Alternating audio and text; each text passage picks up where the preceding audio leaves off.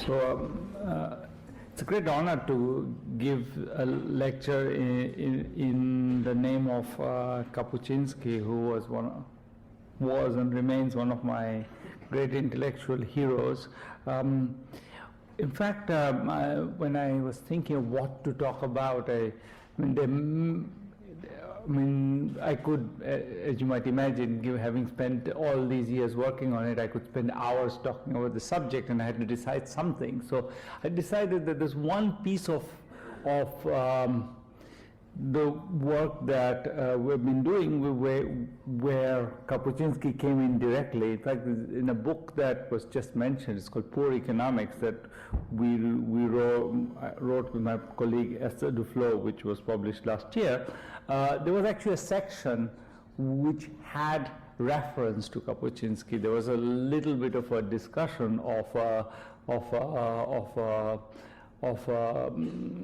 something that he had talked about, and I thought as a point of departure I wanted to bring that back. Now that turned out that it's no longer in that book, because not because it was not important, but because our editor thought it was too complicated to explain, because Kapuscinski has very sophisticated views. Nonetheless, I thought it was worth pointing out. This is one of the quotes so a quote from Kapuscinski from, it's a book called The Shadow of the Sun in English, and it's one of the this is one of his earlier writing. So the book starts, actually, some of the essays in the book start in the 50s. But this particular essay is about the death of Samuel Doe. Samuel Doe was president of Liberia. I think he died in 1990. And the quote is, "History is so often a product of thoughtlessness. It is the offspring of human stupidity, the fruit of benightedness, idiocy, and folly. In such instance, this is enacted by people who do not know what they are doing." So this is he's describing the last days of Samuel Doe as president of Liberia. And what was interesting about this particular essay is that it's, Kapuscinski had no illusions about many of these, many of the people who were in power, and he was quite willing to say that they were, corrupt and greedy. But I think the important thing, point he was making was that he was not about the fact that Samuel Doe was a greedy man, who he was. I don't think there's any doubt about it.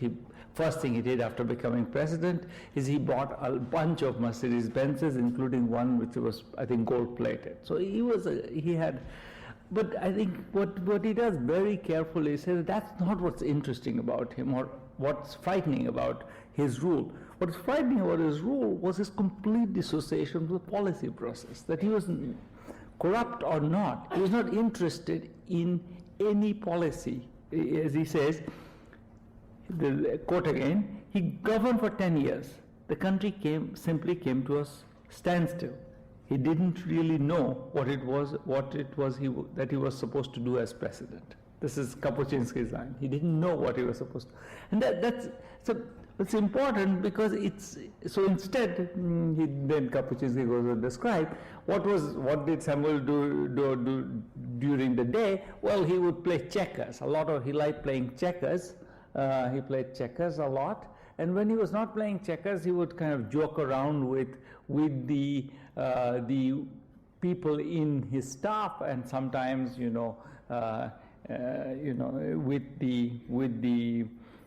the drivers and the cooks and people like that. That's what he did. And as a result, and these are the last days, he emphasizes when Doe died, it was not that he actually had a strategy. He didn't have a strategy for building up support. He wasn't that he was doing something to make himself, stay in power. He was just waiting there. He just wandered out of his house and somebody killed him. And then that started the Liberian Civil War. So it wasn't that he had some grand plan for holding on to power. He didn't even understand how to make, make himself effective or popular or keep himself in power. So in some sense, it was exactly this idea of his history by accident, that he was basically, it was one accident. He happened to be the 17 people walked into the president's palace, the previous president's palace, killed the president, and Samuel Doe happened to be the one with the most seniority. He had a fourth grade education, the others had less than fourth grade education, so he became president. That's how he became president. And then at some point, somebody else came, one of his friends actually, caught him in the street, kind of wandering around, and killed him, and that declared himself president, and so on. And so the main point that I think is being made here is not a point about, I think, what economists often emphasize, which is greed. There's lots of greed in lots of places, in governments that are more or less successful. The point that he was emphasizing was the lack of action. That in some sense, Kapuscinski had no illusions about Samuel Doe's moral character, but he was not talking about that. He was talking about his complete lack of ideas, that he could not figure out how to get himself out of he was the president. He could have taken actions that could have kept him in power, but he had no idea of how to do it.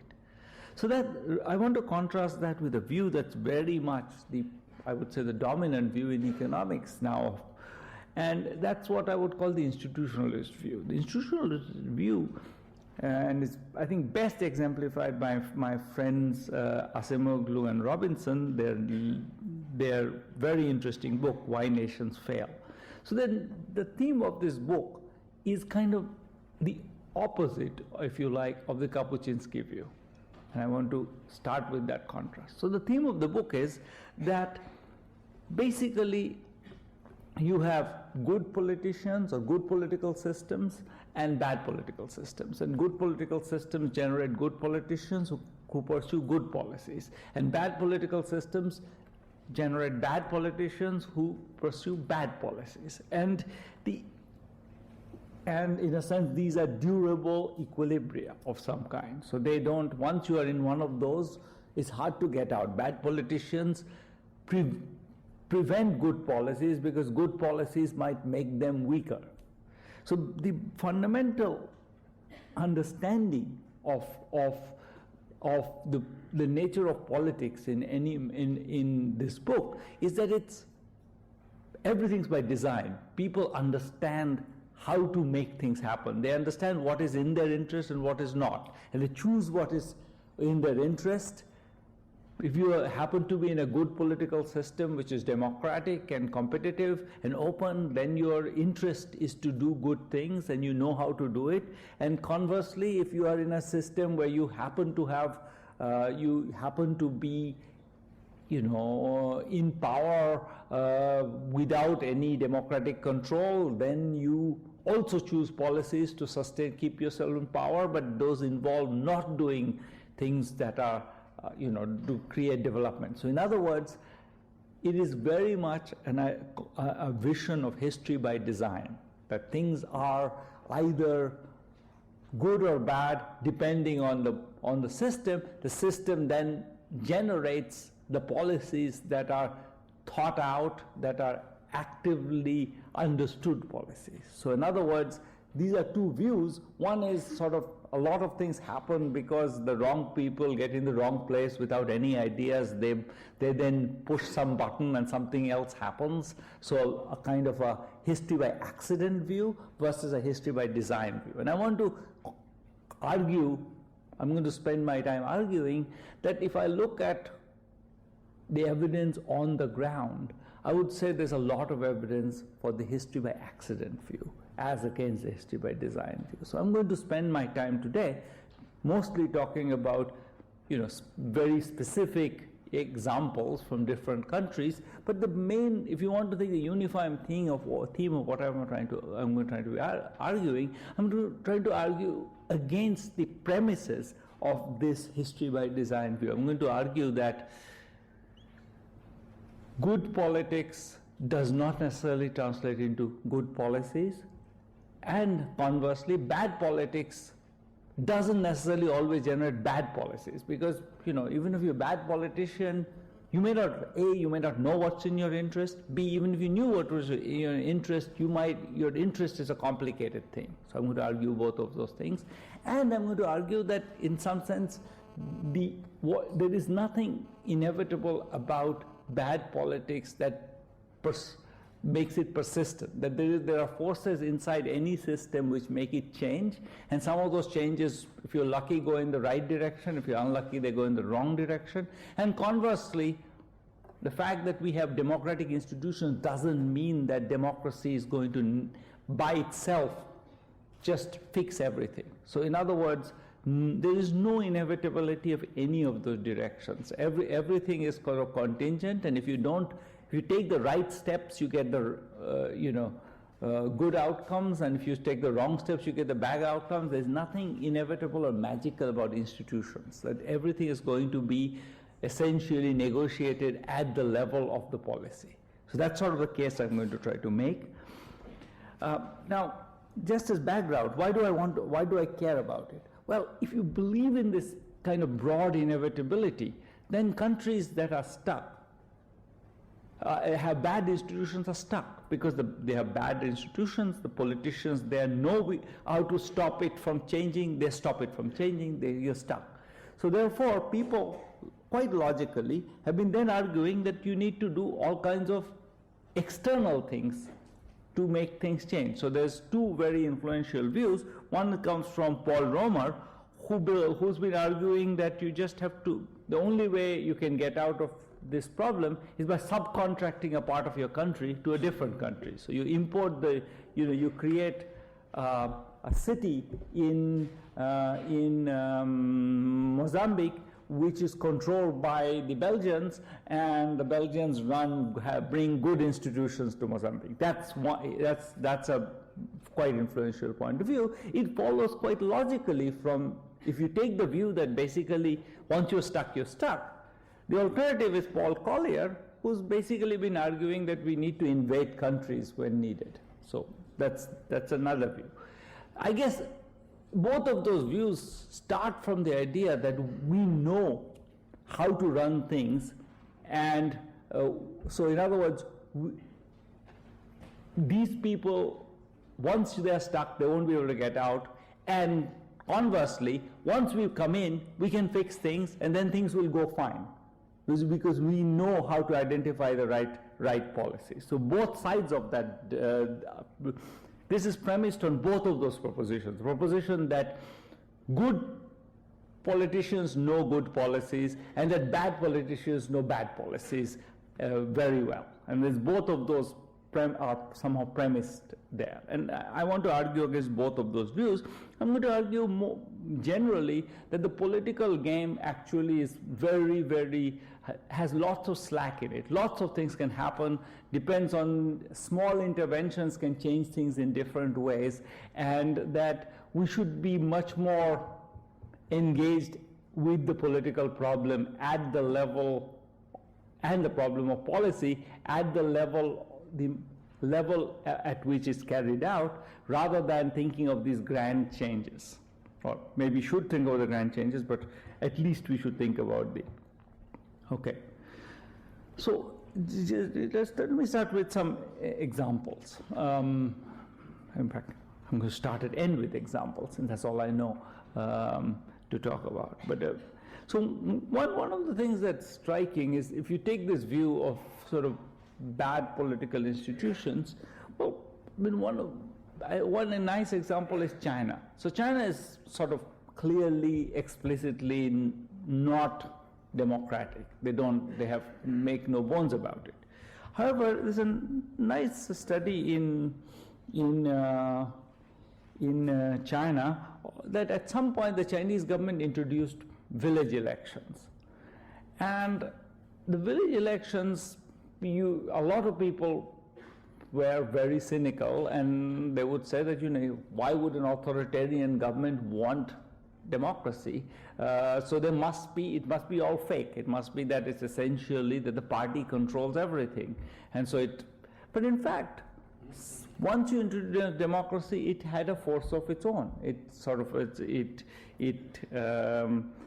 turned out that villages that got, so what basically this was, what happened was these were phased in. Some villages got the election to have an election in the 2001 round, others got it in 2003, others got it in 2005. So you could compare places which get elections early, and I think the paper makes a reasonable case that that this was mostly just by accident, that you have got into the early round or the late round, especially if you look within provinces of China. What's interesting is that once you introduce democracy, despite the fact that there were policies that were there was a clearly undemocratic government which was pushing policies from up top, people managed to push back. So the one-child policy was implemented very differently in places which had elections than places that did not. So even though there was a clearly authoritarian state which had policies it was very clearly committed to being pushed down from up top, it didn't matter. People could push back. And likewise, another big policy that is common in China is reallocation of land. If the central government has views on who should hold land, and land gets reallocated every 3 years basically. And one of the other things they find is that land reallocation slows down when this happens. So all kinds of policies that were pushed from up top get resisted. Now, why did the Chinese government allow this? They probably allowed this because they decided that it was better than, they still wanted to stay in power, but they still thought that they wanted to have enough of a safety valve, an opportunity for people to complain a little, and they realized that this would change things, and things did change. So in some sense, you cannot, this idea that you can, if you're a bad guy, you can keep full control over what's happening, is just, I think, an illusion of looking at a model rather than the way the world works. Another example is, I'll come back to the more examples. Conversely, having elections is, you might, again, this contrast is with countries which are authoritarian, where there are no elections and everything's decided by centralized people who are in control. And like, as I said, in China, which was the example of China for that. And conversely, if you look at, this is a very nice example from Brazil of what happens within a democracy. So what happened in Brazil was essentially they had, after the many years of dictatorship, in the early late 80s, Brazil basically transitions to be a democracy. And at that point, you might say it's done. Democracy is established. Now, it turns out that one thing that Brazil had, which was, there's a nice paper by Fujiwara who studies this, Brazil had a complicated paper ballot system. And these paper ballots look like that. And there were lots of people's names. You had to be able to, so this is just a piece of it. It keeps going down. So there's lots of names on it. And people often didn't know where to stamp it. The literacy rates in Brazil are not that high, so people didn't know where to stamp it. They were stamped in the wrong place. So basically 11% of all the votes were rejected. So what Brazil did is it introduced, between 94 and 98, it introduced electronic ballots. Electronic ballots are basically, you had to now press numbers instead of write on the sheet. So basically you had to write who you are supporting. Instead of writing, now you could just press a number. When that happens, interestingly, basically the proportion of vote that gets rejected went to 0. Because people always could figure out which numbers to press. What that meant was that suddenly lots of poor people got votes, because basically poor people were the ones whose votes got rejected. Now, this was not because this was a sort of a revolution in Brazil. This was just somebody decided, let's move to electronic ballots. Now, when you do that, however, what happens is that 10% of the population suddenly got votes. That turns out is very strongly correlated, where that happens is very strongly correlated with increase in health expenditure. So the poor start voting, and the politicians realize the poor are going to vote, so they start spending more on health. So the entire system responds to something which looks just like a technical fix. So you think that there's democracy, that's the big thing, and the small thing is that I have to have like paper ballots or not. But this small thing had enormous consequences for how voting took place. So in some sense, I want to make the point that, again, we should not take as given that good systems are good because we say there's democracy, but because we have figured out the right set of details. If, the details here that matter were the details of, did we have electronic balloting or not, given that the people are not used to writing. And that turned out to be a key intervention in making democracy work better.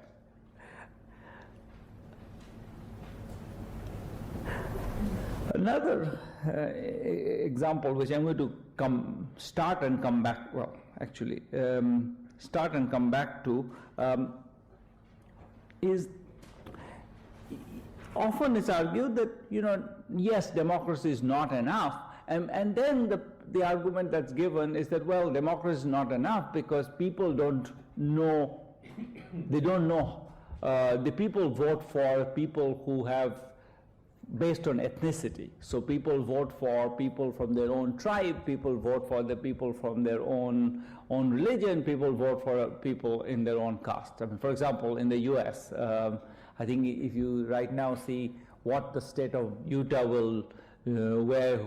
state of Utah, which is full of Mormons, will vote for who they will vote for, I can give you a good bet they'll vote for Mitt Romney, who's a Mormon. So it's not just a developing country phenomenon. But nonetheless, it's argued that democracy cannot function in these places because they have the wrong set of ethnic conflicts. So again, therefore, you are stuck. You can't do anything about it.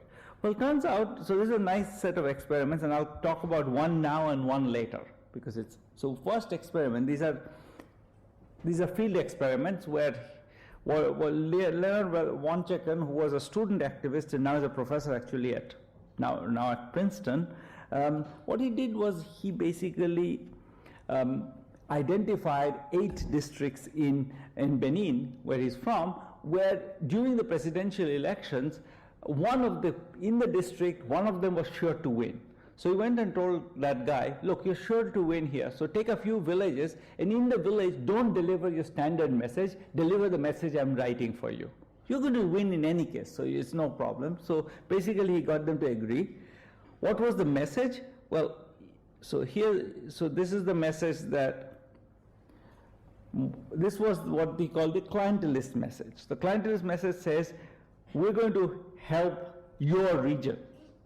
I am the only Bariba candidate, and I'm going to help the Baribas. So that was kind of a very ethnically focused political message. So that was one example. And he contrasted in this experiment, the same guy going to a different place, and there he delivered a public policy message. Public policy message was, I am the candidate of everyone, and I'm going to reform education and health. Okay, so that's what he said. Now, who did people vote for? So then he looked at the actual voting. So these 2 messages, and these were real messages given in those places. Now, it was guaranteed that Mr. Lafia would win in those places. That's why he agreed to give these messages. I mean, that's why he agreed to give different messages. But so this was the first result, the depressing result. The depressing result was that yes, these messages don't seem to work. They don't seem to work because or they work too well in a sense. When you give the message that I'm going to do good things, I'm going to invest on education and health, nobody really cares. And if you say that I'm going to give you people from my group something, they vote for you. So that suggests that maybe it's true that democracy can't work in these places. However, turns out that we did an experiment where we actually went and looked at that question. So we did an experiment where, this was in India, where people don't vote based on ethnicity, they vote based on caste. So the different parties have different castes. We did an experiment where we basically had a little puppet show. You know what a puppet show is? I don't know, marionette, I think is the.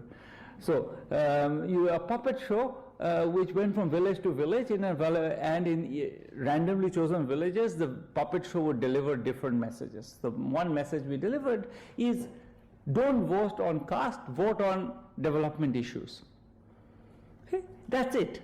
We didn't say vote for X or Y. We didn't say, this was just a puppet show. There's a few puppets talking about this issue, and one puppet said to another, don't do this. So that's all. When you see that, the voting percentage for the caste preferred party goes down from 25% to 18%. So these basically, by delivering a message, a completely bland message, just don't do it. Now, why does that happen? Why do people vote based on caste? And why is it so easy to change their mind? Well, I think part of the answer to that is, and this goes back to my basic premise, which is that we assume that democracy can't function in country X, but maybe it can function in country Y, based on some theory of how people behave. But in fact, most of these people are actually behaving exactly as we would behave. They have no idea who these candidates are. They only know their names. They've typically never met the candidate. So, if you come and tell me that, you're going to do this and that and the other, but I have seen no evidence of anything you've done, you have no credibility. And in fact, there's no information about these candidates. All the candidates say, we're going to do wonderful things.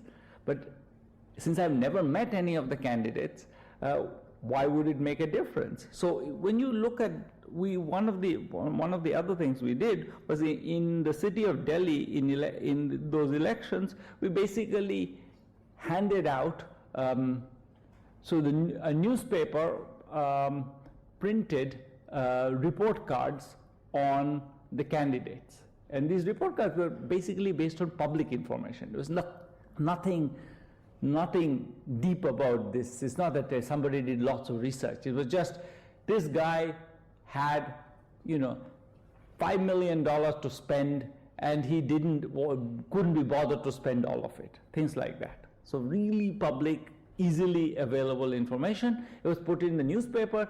We went and distributed those newspapers in some locations, randomly chosen locations, and not others, to be comparable. And when you look at what happens in those locations, you see, again, a sharp drop in vote for the ones who don't spend the money, who basically don't spend the money in the interests of the people. So the point I'm making here is that now this kind of thing, Brazil has now really made, sort of gone to town with that in a sense. So every month, 60 municipalities in Brazil are chosen randomly, and some government auditor, so that's the lottery.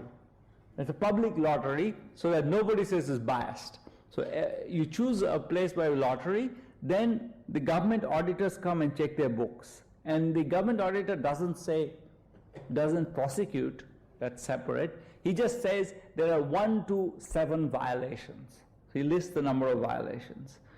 There's a study of what happens when these violations are revealed before the election rather than after the election. So if you compare the places, the places are chosen by lottery, so they're all the same, but some of them happen to be, you get the results before the election, some after the election. So overall, probability of being audited does not change the probability of being re-elected, but I think if you look at this figure, you'll see exactly what I'm So if you look at this figure, what this figure says, that red curve is the places where audits happened before the elections. And the blue curve is where there's audits happened after the elections. So the blue curve is completely flat. The number of violations goes from 0 to 4 plus, so 5, 6, 7 violations. It's completely flat. Nobody has any idea of how many violations there are. The probability that the incumbent is re-elected, the guy who is already in power stays in power, is completely uncorrelated with the violations. It's completely flat. If you look at the people for whom there was an audit, the information was revealed, and you get a clear downward slope. If you have 0 violations, your probability of winning goes up. If you had more than 3 violations, 2 violations, your probability of winning goes down. So it's very clear that the number of the information, I think both curves are interesting here. The blue curve that's flat, it tells you that people had no idea. Some people had 5 violations, some had 0. They got the same number of votes. It didn't matter that. So voters, so rather than thinking about this question of saying, there are good systems and bad systems, here's a democratic system. Brazil now has instituted a process of auditing. That did that system of auditing come out of because Brazil was an uncorrupt country? No. There was lots of corruption in Brazil. It's still true that somehow they managed to institute this process of audits. And when you see the audits, voters find out things and they start changing their mind. So in some sense, the main point I'm making here is that rather than thinking of good systems and bad systems, systems are always potentially bad, and all you can do is try to make them better. Here's an example of something that, basically voters were voting for corrupt people, and you could have said that's because ignorant voters in Brazil, or Brazil has a bad culture, but in fact they had no idea who was corrupt. And if you told them who was corrupt, they were perfectly happy to vote against the guy who was corrupt. It's not that there was a structural reason why Brazilians are different from us and therefore they vote for corrupt people. They have no idea. So in some sense, I think our premise is to think too much in systemic terms. Brazilians are different. Democracy in Brazil is driven by local loyalty. So we theorize things without actually looking at what's driving things. I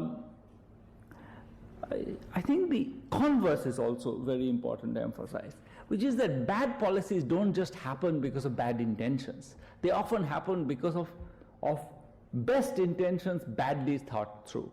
So, and that's, I want to emphasize both sides of that. I mean, I think Mr. Doe, who I started with, partly died because he probably had all kinds of bad intentions, but he probably would have liked to have also survived, and he probably would have survived better if he had created some support base for himself.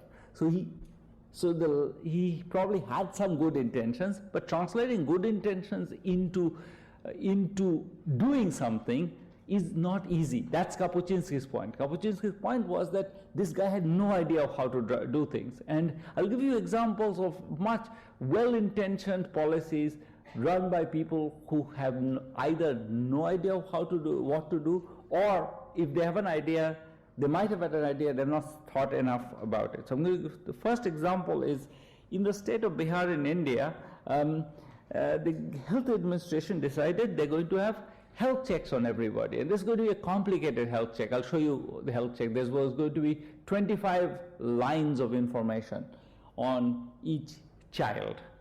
So what they're going to do is they're going to send a team of government doctors and nurses to each school to do it.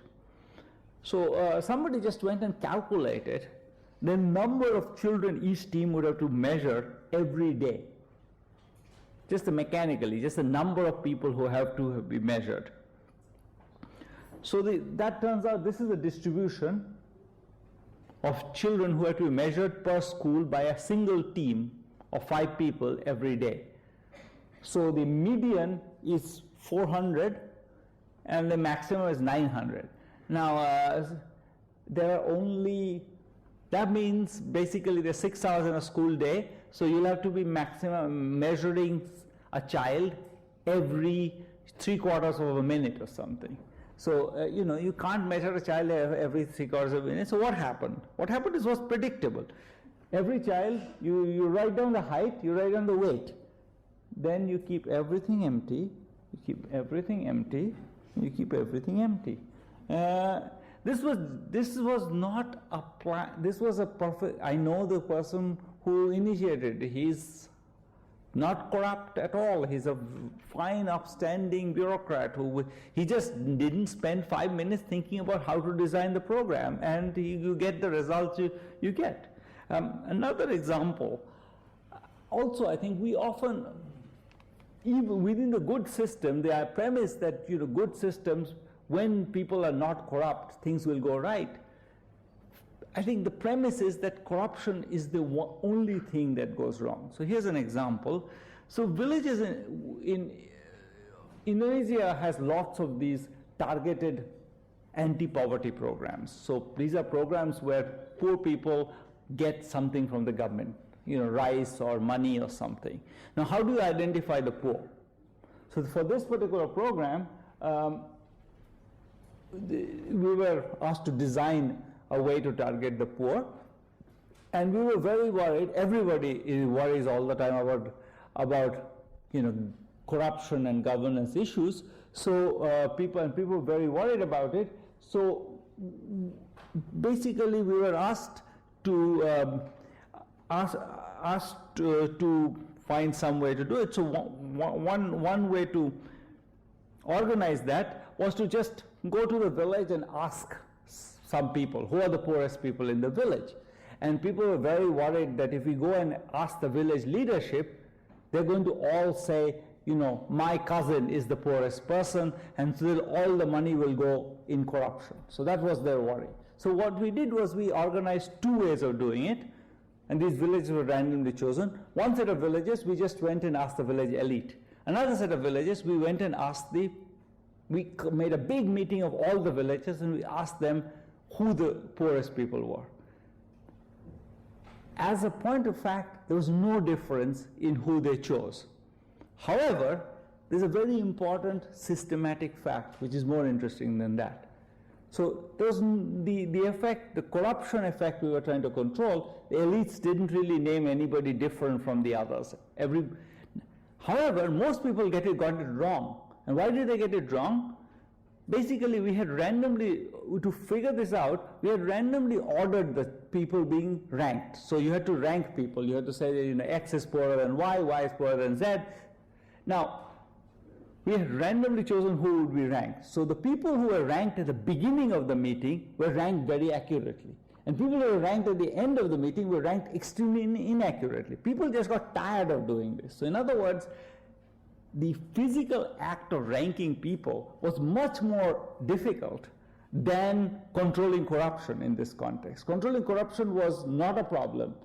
The real problem was people didn't want to be spending 3 hours ranking the rest of the village. And so they did a very bad job. They just start saying, oh yeah, X must be poorer than Y, or Y. They just started giving random answers. After you look at what happens to the answers about 1.5 hours into the meeting, they just start becoming completely nonsensical. People just got tired of it. But that's telling us something very important. It's thinking that we should not, we have theorized the problem wrong. We have thought that the big problem is corruption. In fact, the big problem was not corruption in this context. It was that people actually needs, this is a tiring process, and we should have broken it up. We should have done it over a longer period of time. We should have found some other way to make it less onerous on them. But that just tells us that we often assume that things are sort of go wrong because there is something, this bad politics, and therefore things go wrong when there's bad politics, and conversely things go right when there's good politics. And we were assuming there's bad politics in these villages, and that was the key problem. And we're trying to fix that problem. In fact, we discovered in the end that the bigger problem was somewhere else. And that's I think, one of the dangers of thinking in these two categories of good politics and bad politics. Let me end by giving two examples of how one would think of policies that change politics. So we constantly talk about good politics and bad politics, but politics is just like anything else, in my view. It's something that if you take the right set of policies, you get different outcomes, so that you get the wrong set of policies. Let me give you two examples. One is this example of attitudes towards women. So India is certainly one of the places where there's a lot of male and actually female prejudice against women. In particular in politics, therefore mostly there is, women don't run for politics in most places. So there's now quotas for women to be the head of local governments. So in between 33 and 50% of all seats are reserved for women. So interesting experiment where they look at what happens to attitudes in villages where this is, which happen to be reserved for women. So because, let's say, 1/3 of the villages are reserved for women leaders, so 1/3 of the villages have to have a woman leader, it's chosen by lottery that rotates across the villages. So some villages have women leaders assigned this time, some will have the next time. So it rotates across villages. So you can compare villages where it's restricted to having women leaders. Now if you compare the villages in terms of performance, women leaders are no better and no worse than anyone else. They seem to be a little bit better maybe, but certainly clearly no worse than anyone else. However, if you ask people, can a woman run a village? Most people say no. So how do you actually measure prejudice here? So one nice way to do it is to take a speech that a leader is purportedly giving, and you play that speech to people, and the same speech is given by a man and a woman. And then you get the people to react to it and say, this is a good speech or a bad speech. You grade the speech. So that's a standard way to do it. It's called the Goldberg paradigm test. So when they did this test in these villages, you get this nice pattern. So I'll explain the figure. So the blue, this is the difference between the rating given to the female and the male speech. Remember, it's the same speech. So it's exactly the same words. So somehow when the woman says it, you say, no, that's a bad speech. When a man says it, you say it's a good speech. Okay? So, and if the village has never had a woman leader, then it's strongly negative. The blue bar that goes below 0, that's strongly negative effect of, basically, women are much worse than men. Now, if it's been reserved, that completely reverses. Now women are better than men. This is for the men. Women actually are less affected by this. Women seem to think women are a little less bad, but they are less impressed by that. But men completely switch their opinions. They think women are better than men after the men. Once these places have been reserved for women, so they've had a woman boss, men start thinking women bosses are better than men bosses. So it's, in other words, a policy change which basically imposed quotas, which basically exposed people to women leaders, just changed people's attitudes. And you see that in voting patterns, places that were reserved, you see the places, what happens is you've never been reserved, 9% women get elected in an open seat, a seat where now men and women can be elected. 9%. If it's been reserved once, 13%, and if it's been reserved twice, 17%. So it doubles. So men started voting for women, and women start running more once you have once they are sort of exposed to women. So in other words, there is nothing inevitable, again, about these prejudices. It's just people have never thought about it. They think women, they've never seen a woman leader, they think women are useless. Once you put them into a job, you get large and quick changes. The last experiment I want to talk about is this, another experiment Vanchekon did. Remember, let me remind you of the Vanchekon experiment. The Vanchekon experiment was a kind of depressing one. He went to some villages and played the clientelist speech, which says, I'll favor my people or from my tribe. The other speech was, I'll favor the whole country. And people voted for the speech that said, I'll favor the people from my own tribe. That's the one that seemed to get more votes. Now, next time, he did the same thing, but with a difference. He now got to get, before this speech, instead of just having somebody coming and saying, I'm going to do good things, he had these people, he hosted a conference where these people actually discussed policies. And lots of experts were invited from all over the world. They came and discussed all kinds of policies. And out of that, each candidate crafted his own policy message. Now he does the same experiment. So instead of saying, I'm going to do good things for the country, he says, I'll do good things for my tribe, or he lays out a whole package of policies for the country. And when he does that, you get the reverse voting. People vote much more for the policies for the country than for the I'll give some goodies to my people in my tribe. So in other words, people, again, I think we take the political system as given, but if a political system is as much subject to interventions, so people, I think what becomes clear is that the reason why people had not responded to this, when people said, I'll do good things, it was not credible, because people said, what, everybody says you're going to do good things, I don't believe you. When people actually came and said, I'm going to do these policies, they had actually a whole discussion of the real policies that completely flipped the results. So people started saying, okay, fine, no, you've thought about it, this is serious, so you might actually do it. So people voted now for the national policies and not for the local interest.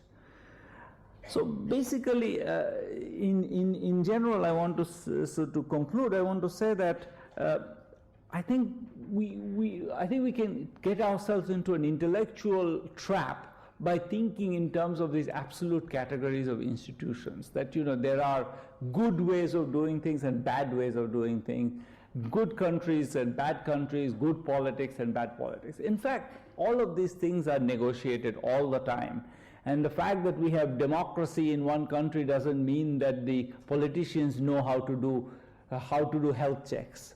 In India there's plenty of democracy, but I give you the examples of the health checks. And nor is it true that in a democracy or any other system, the primary focus always needs to be on preventing governance failures. I think there are all kinds of failures. People just make bad policies, as Kapuczynski says, mostly because they have not thought about it. They have no understanding of what to do. And a lot of bad policies happen that way.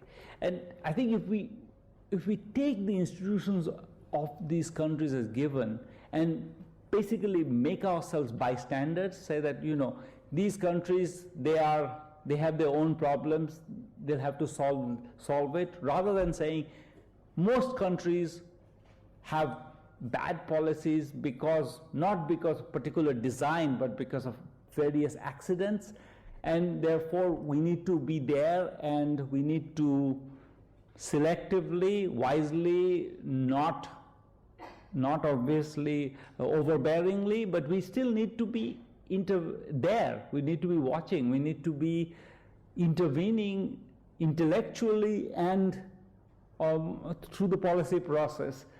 I think we will delay the process of of the removal of poverty by many years. I think we are very much, at this point, in risk of that, because I think there is a great deal of pessimism around about, you know, the inevitability of bad things. And I think most of these bad things are just accidents of different kinds, and that, you know, if we actually intervene, when people vote for their people from their own tribes, it's usually because they have nobody has provided them with even a reason to make a credible choice. So, you know, not just that they have not been persuaded, they have a choice, they don't even have the information. They don't know anything about the candidates other than their name.